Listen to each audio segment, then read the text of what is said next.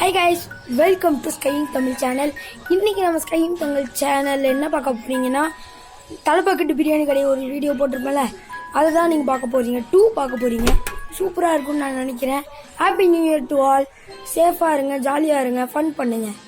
இந்த இயர் உங்களுக்கு எப்பயும் போல் நல்லா போகும்னு நினைக்கிறேன். Until the bye from entire skiing Tamil channel team. இப்போ போய் அந்த வீடியோவை பாருங்கள், மறக்காமல் பார்த்துருங்க.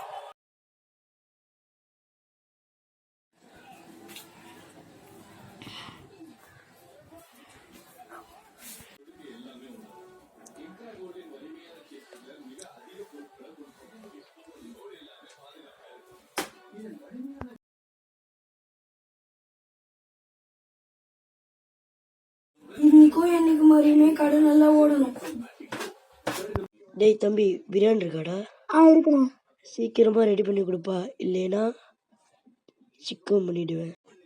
இதை கொண்டு வரேன் சார். இல்லைங்க சார், உங்கள் பிரியாணி காசு. நான் கொடுக்க மாட்டேன்டா. என்னடா? என்னப்பா தம்பி, என்ன எப்படியோ அவனை ஏமாத்தியாச்சு, சாப்பிடலாம். என்னடா எதுவுமே இல்லை, இன்னைக்கு அவன் செத்தான்டா. என்னப்பா தம்பி, பயம் போயிடுச்சா? சிக்கன் பிரியாணி கேட்டா வெறும் பாக்ஸ் விட்டு கொடுக்குறேன். மூஞ்சிக்கு இதே போதும்டா. என்ன நீ அச்சிடுவியா?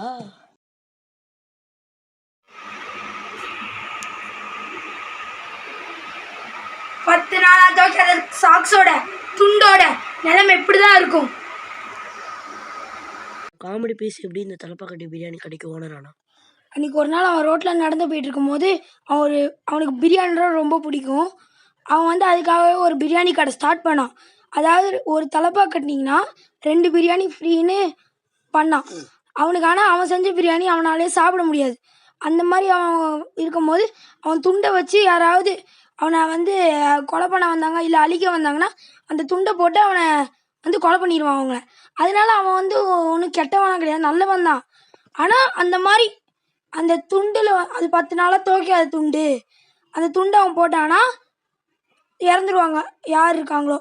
இதுதான் அந்த அதுதான் இவன் எப்படி இந்த தலைப்பாக்கட்டு பிரியாணி கடைக்கு ஓனர் ஆனான்றதோட கதை. ஓகேவா?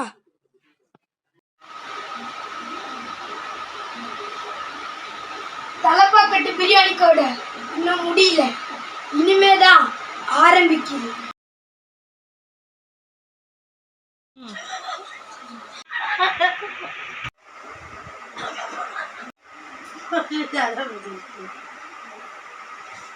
பேசாம காட்சி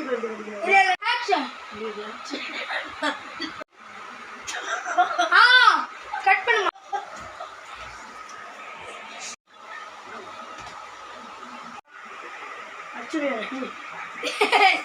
பயம் போயிடுச்சா? சிக்கன்